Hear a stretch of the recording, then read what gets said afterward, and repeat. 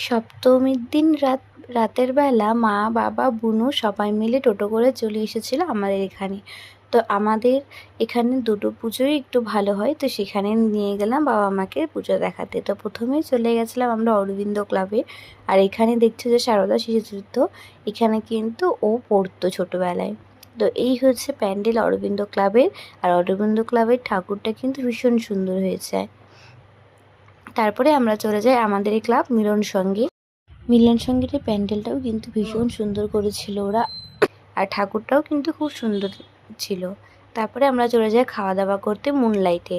মারা যে টোটো নিয়ে এসেছিল সে জেঠু, আমাদের দোকানে যে থাকে দাদা, সেই দাদা, বাবা, মা সবাই মিলে খেয়েছিল বিরিয়ানি।